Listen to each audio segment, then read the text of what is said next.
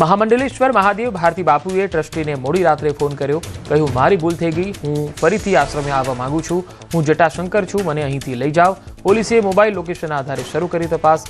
મહાદેવ ભારતી પોતાની સાથે મોબાઈલ લઈ ગયા હોવાનું આવ્યું સામે। સુરતના રાંદેર વિસ્તારમાં દેહ વ્યાપારનો પર્દાફાશ થયો। દેહ વ્યાપારની ગેરકાયદેસર પ્રવૃત્તિ કરનાર દલાલ અને હોટલ સંચાલકની ધરપકડ। રાંદેર વિસ્તારમાં આવેલ વી સ્ક્વેર શોપિંગ મોલમાં રેડ પાડી કરાઈ કાર્યવાહી।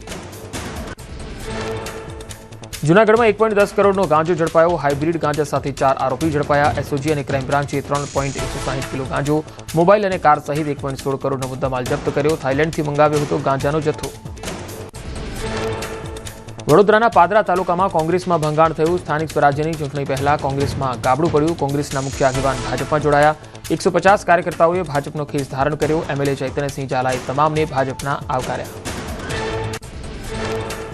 પાદરાના રાજકારણમાં ગરમાવો। જિલ્લા ભાજપમાં જૂથબંધી વચ્ચે જિલ્લા ભાજપ પ્રમુખ રસિક પ્રજાપતિએ આપ્યું નિવેદન, કહ્યું કાર્યકર્તાઓને ગેરમાર્ગે દોરવાનું બંધ કરો।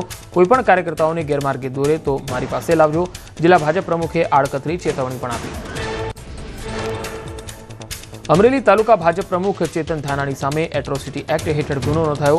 લાલાવદર ગામના લોકો 2 દિવસ પહેલા સુરેન્દ્રનગર સભામાં જવા મુદ્દે આપી હતી ગાળો। ઓડિયો ક્લિપ સોશિયલ મીડિયામાં વાયરલ થતા ઘેરા પ્રત્યાઘાત પડ્યા।